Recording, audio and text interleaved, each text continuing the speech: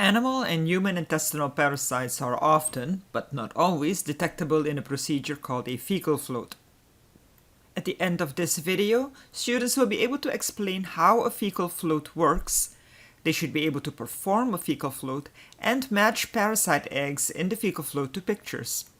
Because this activity has a higher risk of contact with human pathogens than our other lab activities, students who are pregnant, think they might be pregnant, or are planning to become pregnant soon may not handle the fecal material. Anyone who handles the fecal material must wear gloves provided by the lab staff. Also, fecal contaminated material must be discarded in closed biohazard containers or in the provided bleach bucket. Materials for this lab are a cup, a wooden tongue depressor, a funnel, a disposable transfer pipette, a cheesecloth, a disposable conical tube, a glass slide, a cover slip, saturated Epsom salt water, and gloves. Use the conical tube to measure 8 to 10 milliliters of Epsom salt water and pour it into the cup.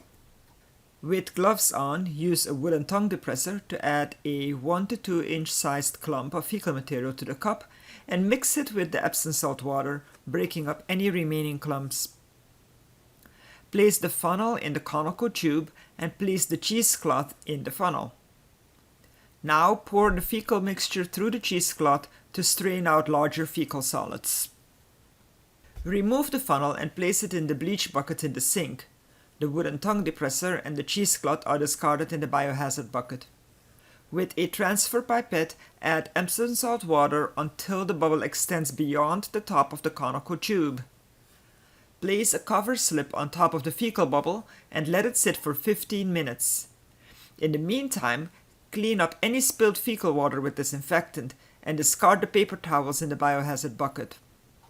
Because parasite eggs and cysts are less dense than the saturated Epsom salt water, the eggs will float upward in the conical tube and stick to the bottom of the glass slide. After 15 minutes, use a glove to transfer the cover slip to the center of a glass slide. Search for parasite eggs or cysts on the slide at 100-fold magnification in overlapping strips by starting in one corner of the glass slide and moving the stage sideways until you reach the end of the slide. Move the stage down a bit and move back to the other end while looking through the ocular lenses.